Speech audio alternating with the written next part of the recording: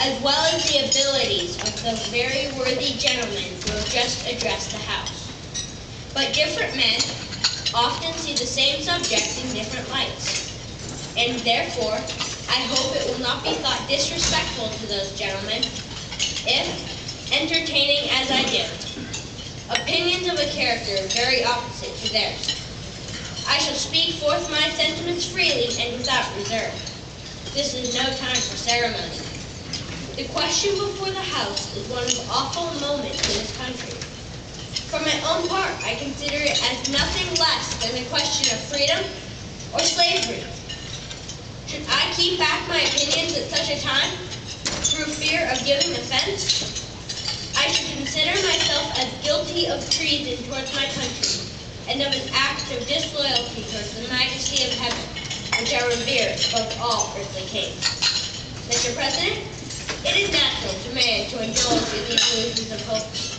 We are apt to shut our eyes against the painful truth and listen to the song of that siren till she transforms us into beasts. Is this the part of wise men engaged in a great and arduous struggle for liberty?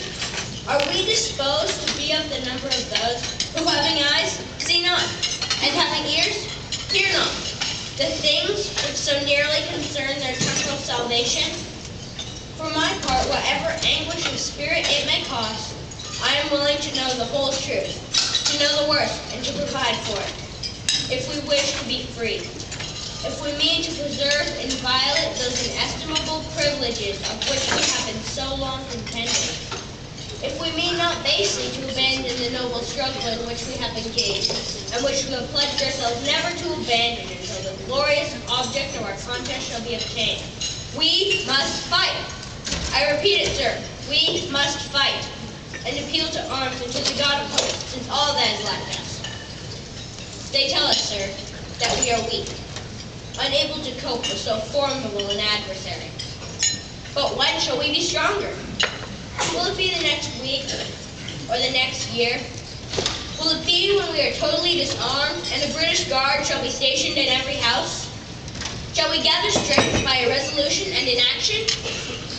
Shall we acquire the means of effectual resistance by lying supinely on our backs and hugging the delusive phantom of hope until our enemy shall have bound us hand and foot?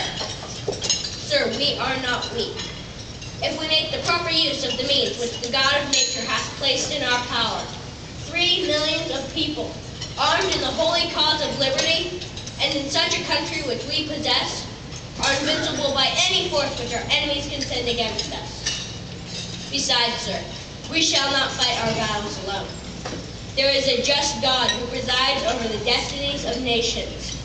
It is to the vigilant, the active, the brave. Besides, sir, we have no election.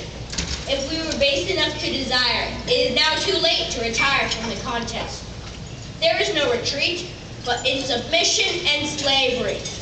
Our chains are forged. Their clanking may be heard on the plains of Boston. The war is inevitable, and let it come. I repeat it, sir, let it come. It is in vain, sir, to extenuate the matter. Gentlemen may cry peace, but there is no peace. The war has actually begun. The next gale that sweeps from the north will bring to our ears the clash of resounding arms. Our brethren are already in the field. Why stand we here idle? What is it that gentlemen wish? What would they have? Is life so dear, or peace so sweet, to be purchased at the price of chains and slavery? Forbid it, Almighty God! I know not what course others may take, but as for me, give me liberty or give